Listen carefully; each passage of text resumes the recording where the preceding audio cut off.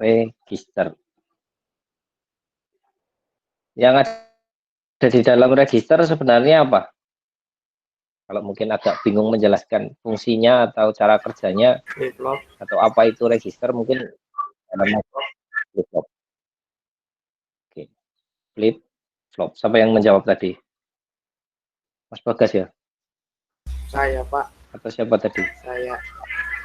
Oh, Mas Rifan. Ya. Mas Rifan. Oke, ya. Flip flop sendiri ada 3 jenis ya. Ada namanya flip flop D, ada namanya flip flop T, ada yang namanya flip flop JK. Ya. Mungkin saya sedikit mengulang lagi terkait konsep flip flop ini. Ada yang tahu atau ada yang masih ingat perbedaan dari ketiga jenis flip flop ini? Itu kira-kira di mana letak perbedaan dari ketiga flip flop itu?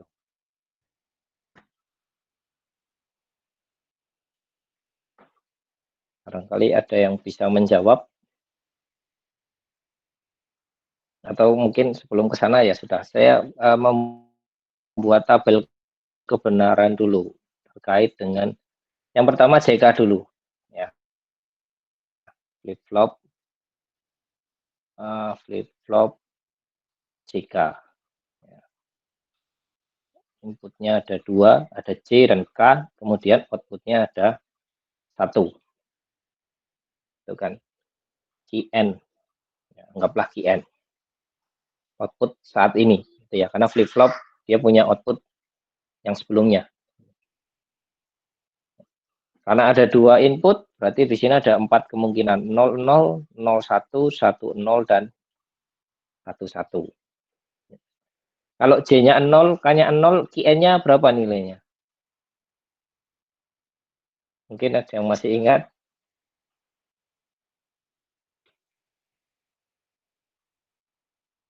Ada yang masih ingat?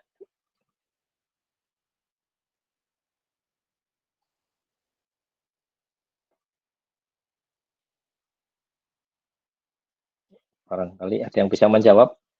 Kalau 00, J-nya 0, K-nya 0, QN-nya berapa? Atau QN-nya apa ini? Diam semua. Pada mengheningkan cipta semua, Pak. Bentar.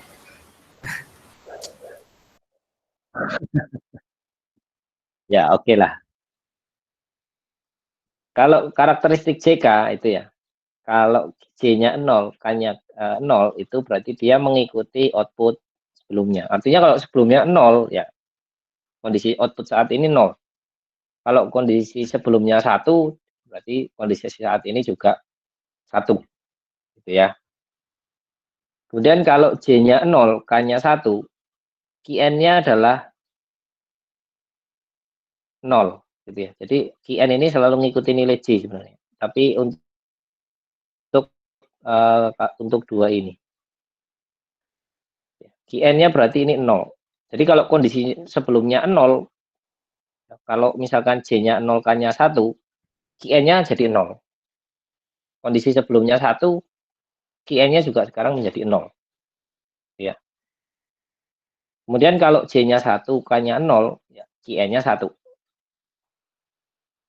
Kemudian kalau QN-nya, J-nya 1, K-nya 1, QN-nya adalah not dari QN yang sebelumnya. Not itu saya kasih aksen aja, saya kasih garis saja ya. Ya. Jadi ada perbedaan. Kalau 00 ngikuti sebelumnya.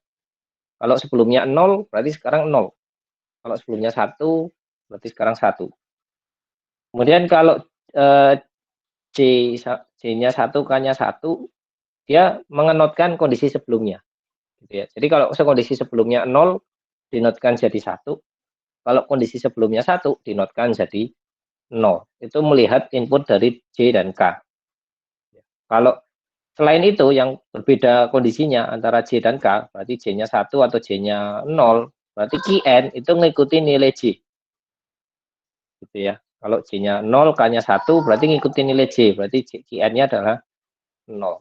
Kalau 1 dan 0, berarti ngikutin nilai J juga, Qn-nya adalah 1. Ya. Nah, yang sering dipakai adalah Qn kondisi 0, 0 dan 1, 1 ini. Kondisi 0, 0 dan kondisi 1, 1.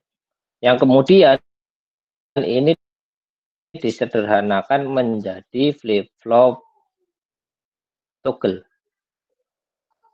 Ya, flip-flop toggle. Ini toggle, ini Qn. Ketika toggle-nya 0 gitu kan, dia ngikuti kondisi sebelumnya. Kalau toggle-nya 1, dia mengenotkan kondisi sebelumnya. Ya. Jadi T itu sebenarnya adalah J dan K yang di N-kan gitu ya. Kayak di N-kan, kemudian bikin satu pin lagi, J dan K itu disederhanakan menjadi T. Sehingga ketika 00 ya sama dengan T-nya 0 gitu ya. Dia mengikuti kondisi sebelumnya. 11 ya T-nya 1. Dia mengikuti mengenotkan kondisi sebelumnya. Artinya ketika T-nya 0, Qn-nya 0, berarti kondisi saat ini adalah 0. Kalau T-nya 1, kondisi sebelumnya 0, berarti kondisi saat ini adalah 1. Ya, jadi dia mengenotkan kondisi yang sebelumnya kalau T-nya sama dengan 1. Nah, kemudian kalau D, ada namanya flip-flop D. Flip-flop D ini dia mengikuti nilai D-nya gitu ya. Kalau yang saya pahami mengikuti nilai D-nya. Jadi kalau D-nya 0 ya Qn-nya 0. Kalau D-nya 1, Qn-nya adalah 1 gitu ya. Jadi kalau saya bikinkan tabel di sini ya. Ini D, ini Qn gitu ya. Kalau D-nya 0 ya Qn-nya 0. D-nya 1, Qn-nya adalah 1. Nah, dari perbedaan karakteristik antara flip-flop D, flip-flop T, dan flip-flop JK, ini nanti peruntukannya juga berbeda. Ya, peruntukannya berbeda. Bedanya di mana? Kalau JK dan T itu nanti akan lebih banyak dipakai untuk rangkaian counter ya, atau pencacah. Kalau flip-flop D itu dipakai untuk rangkaian register. Ya. Jadi kalau ditanya isinya register itu apa, flip-flop, ya memang benar. Tapi flip-flop apa gitu kan? Flip-flopnya adalah flip-flop D. Kenapa pakainya flip-flop D? Supaya input yang masuk ke flip-flop, masuk ke register itu tidak berubah ketika di-outputkan. Kan misalkan saya mau nyimpen data, misalkan datanya nilainya adalah 1011 misalkan ya. Ini saya mau nyimpen data nih, ini input nih. Gitu kan. Saya masukkan ke register. Kemudian saya pengen mengeluarkan nilai itu, ya. Kemudian saya mau pakai untuk diolah selanjutnya misalkan. Kalau pakai flip-flop D, maka ya inputnya 1 jadi 1 kan gitu. 0 jadi 0. Makanya kalau register itu pasti pakai flip-flop D supaya input ini nilainya tidak berubah sehingga yang dikeluarkan juga nilainya sama 10 11. Ya. Kenapa? Karena Qn itu ngikuti inputnya, ngikutin D-nya ini di sini. Qn di sini ngikutin nilai D-nya. Artinya ketika di sini Qn, di sini D gitu kan. Berarti kalau D-nya 1 ya outputnya juga 1.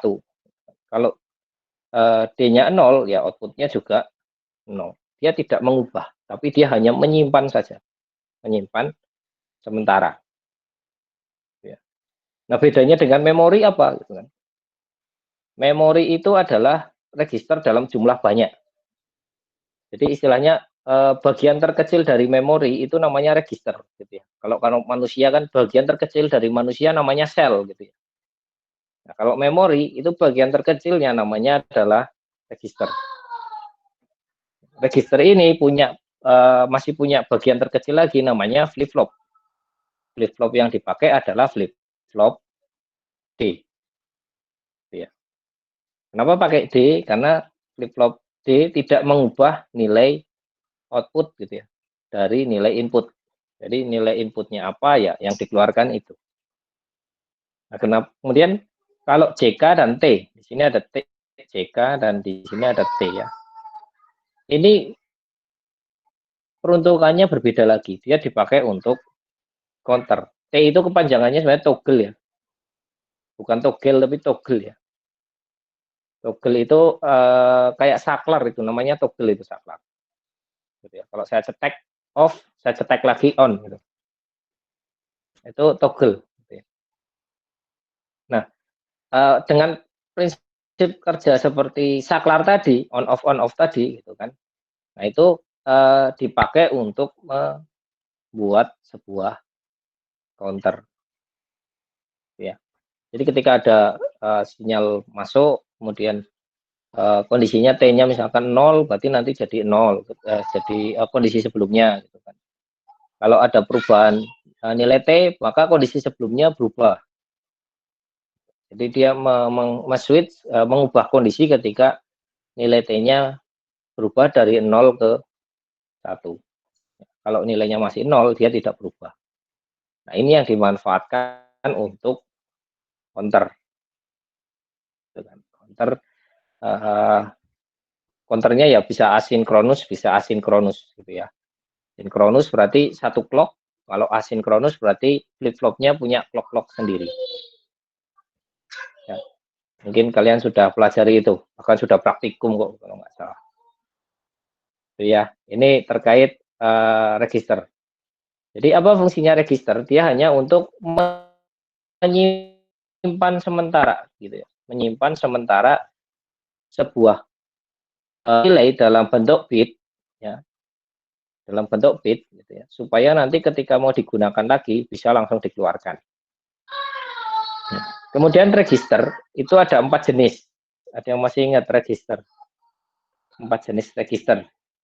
Ada yang namanya pipo, ada yang namanya sipo, ada yang namanya piso, ada yang namanya siso. Apa ini? Pipo itu apa? Ada yang masih ingat? Paralel input, paralel output. Ya, paralel input, paralel output ya. Jadi P-nya ini adalah paralel. Kalau sipo berarti S-nya ini adalah serial. Ya. Jadi paralel input, paralel output, dan serial input, paralel output, paralel input, serial output, dan serial input, serial output. Ini maksudnya apa? Dia hanya membedakan cara register ini mengambil data dan mengeluarkan data saja. Kalau paralel input, paralel output, berarti nanti satu flip-flop punya satu bit. Ya. Jadi karena di paralel 4 bit ini masuk ke masing-masing flip-flop. 1, 2, 3, 4 ini masing-masing masuk ke flip-flop sendiri-sendiri. Itu ya. Kemudian paralel output, ya ini dikeluarkan lagi sendiri-sendiri gitu. Jadi nanti inputnya satu, outputnya juga satu-satu. Gitu. Ya, ini konsep paralel input, paralel output. Kemudian kalau serial input, paralel output berarti satu jalurnya cuma satu gitu ya. Biasanya lewat flip-flop yang paling depan. Flip-flop paling depan nanti disambung lagi ke flip-flop yang selanjutnya, disambung lagi ke flip-flop selanjutnya, disambung lagi ke flip-flop selanjutnya. Ini dioutputkan, ini dioutputkan, dioutputkan, ini dioutputkan. Ini serial, ini paralel. Satu, paralel 3, paralel 2, paralel 1, dan paralel 0. Gitu ya. Nah, kalau pisau ya, kalau pisau berarti setelah inputnya masing-masing masuk satu, nanti ini diserikan gini. Nah, ini nanti outputnya adalah serial. Kalau siso ya, berarti masuknya serial, outputnya serial. Ya, jadi ini nggak ada, ini nggak ada, ini nggak ada, ini langsung ke serial di sini. Siso, ini si, ini so. Ini so ya, serial output. gitu ya. Jadi register ada 4 jenis. Jangan lupa itu ya, typo, SIPO, ISO, dan ISO. Tapi yang lebih banyak dipakai biasanya adalah typo. Ya. Kalau kita bicara di microcontroller, mikroprosesor, yang banyak dipakai untuk register adalah typo. Ya. Kenapa? Karena kalau pakai koneksi paralel, dia lebih keuntungannya adalah lebih cepat. Ya. Jadi dalam satu waktu 4 bit dikirimkan langsung, disimpan langsung kan gitu. Kalau misalkan di serial berarti misalkan 1 bit itu 1 detik. Berarti kalau ada 4 bit ya 4 detik kan gitu. Tapi kalau paralel karena 1 bit 1 detik ya 4-4-nya ngirim bareng gitu kan. Makanya butuh waktunya cuma 1 detik walaupun ada 4 bit di situ. Gitu ya. Keuntungannya paralel kan dari sisi waktu. Sedangkan kalau kita bicara mikroprosesor pasti berpacu dengan waktu. Nah, gitu. Ya. Jadi yang banyak dipakai di mikroprosesor, di dalam mikrocontroller itu adalah typo ini ya.